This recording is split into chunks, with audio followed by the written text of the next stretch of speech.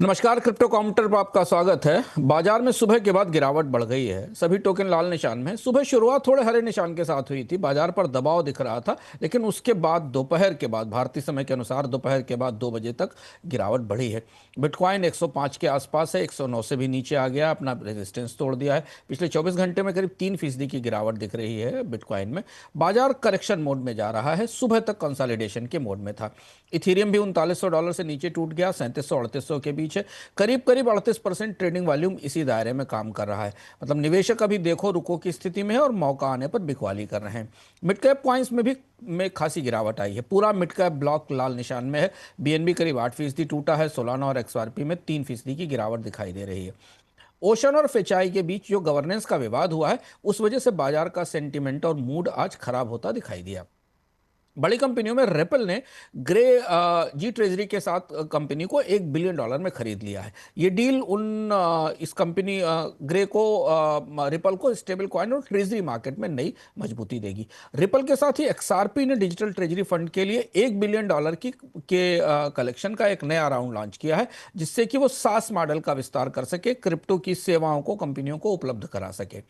Retail investors ocean fetch AI के विवाद को लेकर काफी चर्चा कर रहे हैं, जिस पर हम आगे हम भी बात करेंगे। ट्विटर फोरम्स पर इस पर तमाम तरीके के सवाल उठाए जा रहे हैं। खबर है कि करीब $84 मिलियन के एफईटी टोकन एक्सचेंजेस पर ट्रांसफर हुए थे, जिसके बाद बिनांस ने इन डिपॉजिट्स पर स्थायी रूप से रोक लगा दी थी। रेगुलेशन के मामलों में फ्रांस ने एक बड़ा फैसला किया है, जो आज का बड़ा फैसला है। फ्रांस ने तय किया है कि वो यूरोप का पहला ब्लॉकचेन आधारित टोकेनाइज्ड स्टॉक एक्सचेंज एलआईएसी को शुरू करने की इजाजत देगा। पहली बार ऐसा है जब यूरोप में टोकेनाइज्ड स्टॉक एक्सचेंज को मंजूरी मिली है। ये एक्सचेंज स्टार्टअप को और छोटे व्यवसायों को टोकेनाइज्ड शेयर जारी करने की इजाजत देगा, जिसमें कि नई कंपनियां एसएमईज अपने टोकेनाइज शेयर जारी करेंगी और इनका डिजिटल आधार पर लेन देन किया जाएगा। टोकेनाइजेशन एक बढ़ती हुई व्यवस्था है जो आने वाले भविष्य के फिनांस का आधार बनने वाली है।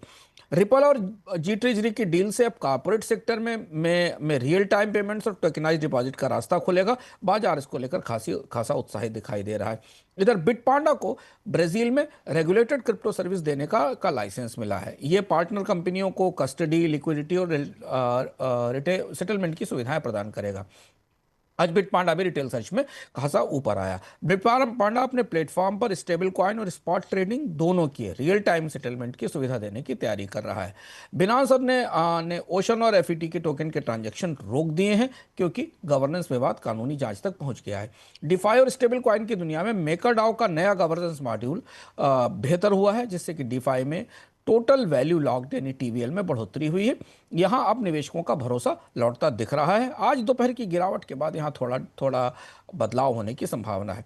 स्कैम और जांच के मामले में आज की सबसे बड़ी खबर ओशन और फेचे आई थी। इसमें 84 मिलियन के ट्रांजैक्शंस की ऑन चेन जांच शुरू हो गई है।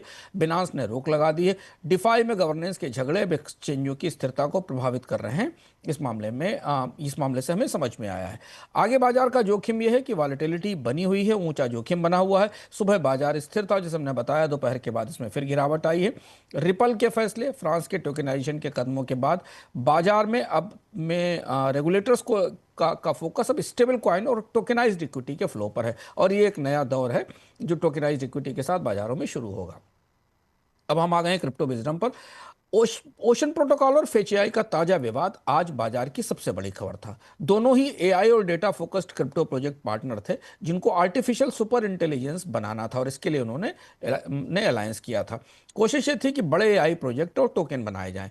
हाल में ही ओशन ने इस अलायंस से बाहर निकलने का ऐलान किया, और तब पता चला कि फेच एआई ने करीब $84 मिलियन के एफईटी टोकन अचानक एक्सचेंजों पर बेचने के लिए भेज दिए। ओशन और कई निवेशकों ने इसे शेयर डंप माना, या इसे माना कि अंदरूनी तौर पर हेराफेरी हुई है। इसका सीधा असर टोकन की कीमतों पर भी पड़ा, और जो कम्युनिटी थी उसके भरोसे पर भी पड़ा। बिनांस समेत कई एक्सचेंजों ने इन संदिग्ध डिपॉजिट को या तो ब्लॉक कर दिया, और इसके बाद फिर दोनों प्रोजेक्ट्स के बीच में कानूनी झगड़ा शुरू हो गया है। ये मामला बताता है कि डिफाई और डाओ गवर्नेंस यानी डिसेंट्रलाइज फाइनेंस में भी पारदर्शिता की कितनी ज़रूरत है। तो इसलिए डाओ और डिफाई में निवेश करने से पहले भी गवर्नेंस की टीम का ट्रैक रिकॉर्ड, टोकन की लॉकिंग और वेस्टिंग और ऑन चेन ट्रांजेक्शन डेटा जरूर देख लें। क्रिप्टो काउंटर में आज इतना ही। फिर मिलेंगे अगले सप्ताह नए क्रिप्टो अपडेट के साथ।